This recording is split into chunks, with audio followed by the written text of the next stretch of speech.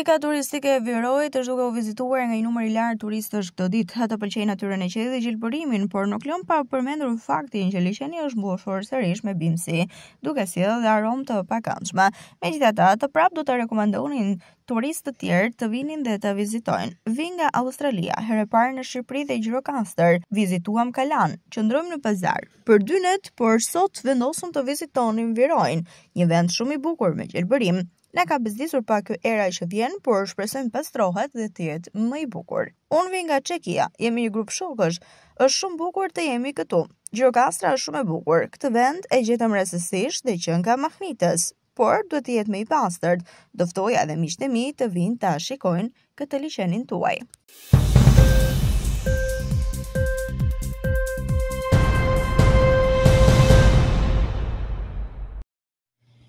Nisur nga këndvështrimi i qytetarëve, pabarazia ekonomike në rajon por edhe në Shqipëri është më e lartë se matet zyrtare, ka evidentuar Banka Botërore në raportin e rregullt ekonomik të pranverës për rajonin e Ballkanit.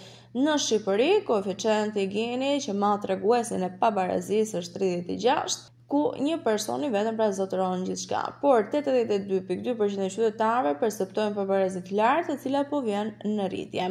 Në Kosovë është 29, ndërsa 54.8% e popullsisë percepton një pabarazi të lehtë. Në Maltëzi, matja objektive është 34.4. Banka sheh me shqetësim faktin se perceptimi i pabarazisë jo vetëm që mbetet i lartë, por besohet se po përkeqësohet.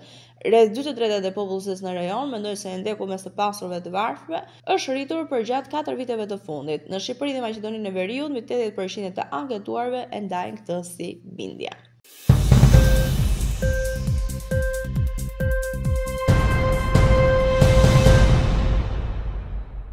Vendet e rajonit kanë vijuar me rritje të fortë të pagave edhe pse produktiviteti i punës nuk po ecën me të njëjtin ritëm. Bosnia dhe Hercegovina kishte diferencën më të madhe të pagave të produktivitetit, ndërsa Serbia më të ultën. Pasi rritja e pagave u shoqërua me një rritje të ngjashme të produktivitetit prej 7%, sipas një analize të fundit të Bankës Botërore në raportin e fundit ekonomik për 6 vendet e Ballkanit Perëndimor.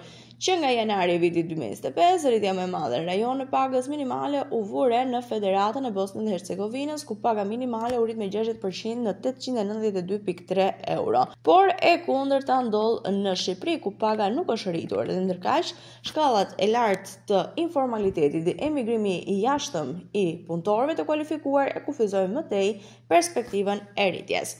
Sa kaq, rritja e rreziqeve nga moti, siç janë thellësia ekstreme, thellësira, përmbytjet dhe ndryshimi i modeleve ndikojnë të gjitha këto së bashku në ekonomi.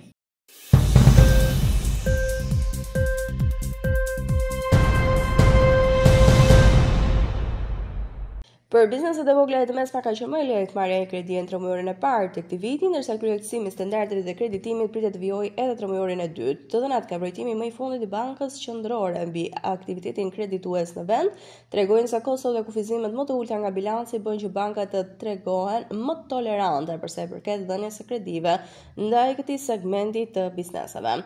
Kushtet e termit e kredisë, i cili referohen kushteve dhe afatet e kredisë së miratuar, sikurse përcaktohet në kontratën e HUAS, mbi të cilat e shëron dakord midis bankës dhe huamarrësit, që variojnë nga profili i secilit huamarrës, mund të ndryshojnë nga standardet e kredisë. Megjithatë, sa i kërkesat të lartë është përgjigjur një shkallë më e ulët e miratimit të kredive nga bankat, faktorët që ndikuan në rritjen e refuzimeve për kredi të bizneseve ishin historiku nga regjistrimi i kredisë, të ardhurat disponueshme dhe pasuria financiare të bizneseve.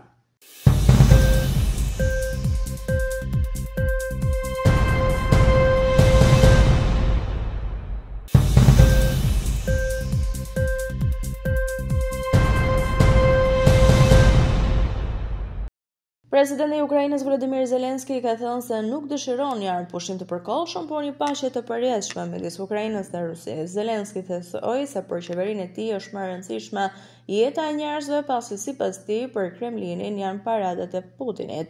Për disa arsye, të gjithë duhet të presim deri në 8 maj që të vendoset një armëpushim për të siguruar paqen për Putin gjatë paradës. Ne vlerësojmë jetët njerëzore dhe jo paradat. Ne besojmë se dhe bota beson se nuk ka asnjë arsye për të pritur deri më 8 maj dhe armëpushimi nuk duhet të jetë vetëm për disa ditë, vetëm që vrasjet të vijojnë më pas, ka thënë Zelensky.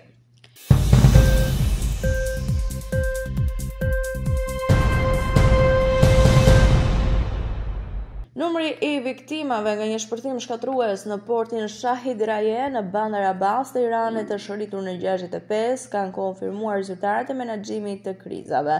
Sipas autoriteteve provinciale, më shumë se 1200 persona kanë mbetur të plagosur, 138 persona kanë shtruar në spital me lindime të rënda, ndërsa shkaku i shpërthimit mbetet i paqartë. Kjo sipas zyrtarëve qeveritar. Pavarësisht garancive të mëparshme se zjarri i shkaktuar do të shuhej deri të dielën mbrëmë, përpjekjet e kontrollit vazhdojnë të përballen me sfida të rëndësishme. Shqetësimet mjedisore kanë bërë që autoritetet të mbyllin të gjitha institucionet arsimore dhe zyrat qeveritare.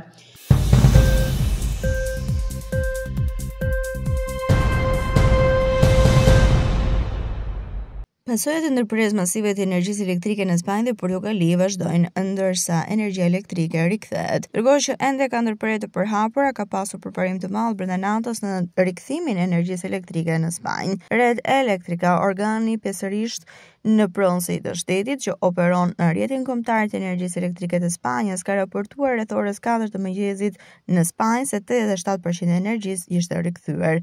Ndërsa pjesa më e madhe e energjisë elektrike është rikthyer gjatë natës, gjendja e jashtëzakonshme mbetet në fuqi.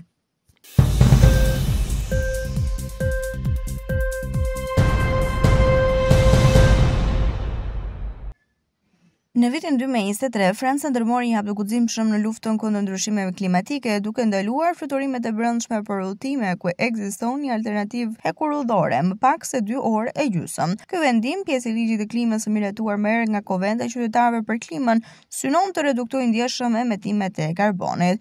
Por për te i përfitimeve mjedisore, një analizë e re nga platforma e rezervimeve hekurullore Trainline tregon se udhëtimi me tren në këto distanca nuk është vetëm më i gjelbër, por shpesh edhe më i shpejt dhe ekonomik. Sipas të dhënave, disa udhëtime ndër qytetas janë gati të 2 herë më të shpejta me tren sesa me aeroplan.